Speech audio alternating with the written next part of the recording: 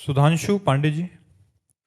राधे राधे महाराज जी। महाराज जी, जब कर्म ही सब कुछ है तो रामायण में भी लिखा है कि कर्म प्रधान विश्व करी राखा, जो जस करे तो तस फल चाखा। यदि मनुष्य केवल अच्छे कर्म करे और अपना कर्तव्य ईश्वर द्वारा दिया गया माने तो क्या बिना पूजा पाठ के भगवत प्राप्ति हो सकती है? ये सबसे बड़ी पूजा नहीं है क्या?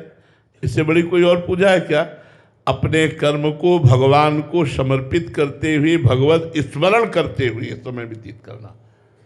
हम कह रहे अगरबत्ती कभी मत लगाओ, तुम्हारा मन है तो मंदिर जाओ, तुम्हारा मन है मंदिर मत जाओ, लेकिन सब में भगवान को देखते हुए व्यवहार करो, सबको सुख पहुंचाने की भावना करो और भगवान का नाम जप करो, इससे भगवत प्राप्ति हो जाएगी।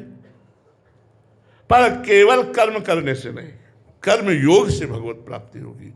योग तभी होता है जो भगवान को समर्पित होता है।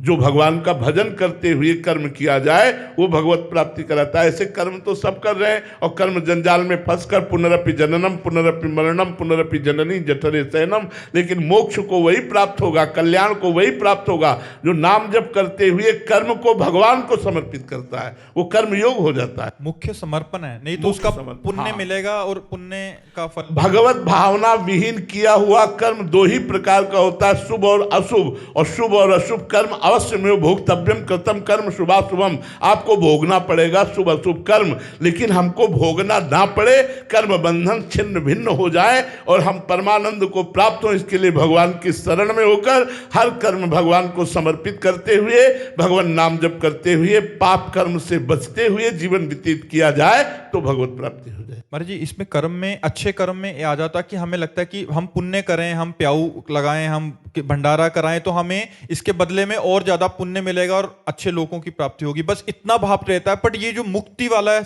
लेकिन रुपया कमाना, रुपया जेब में रखना, लेकिन ठगों से बचा पाना, अगर ठगों से नहीं बचा पाए तो घर तक नहीं पहुंच पाओगे। जेब ही खाली और ज्यादा चतुर ठग हुआ तो मार भी देगा। ये काम क्रोध लोभ मोह मद मत्सर, ये बहुत बड़े ठग है, तुम्हारे पुण्यों को एक सेकंड में चुरा लेंगे यदि नाम जप नहीं है तो।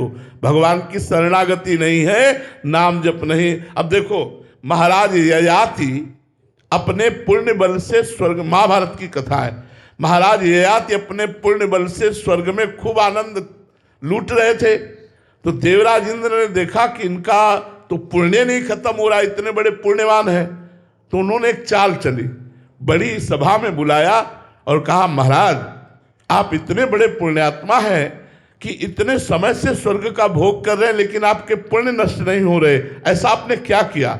बस उनकी वाणी से निकल गया अहंकार भरा शब्द कि आज तक न कोई ऐसा हुआ है न होगा जैसा मैंने दान किया, जैसा मैंने तप किया।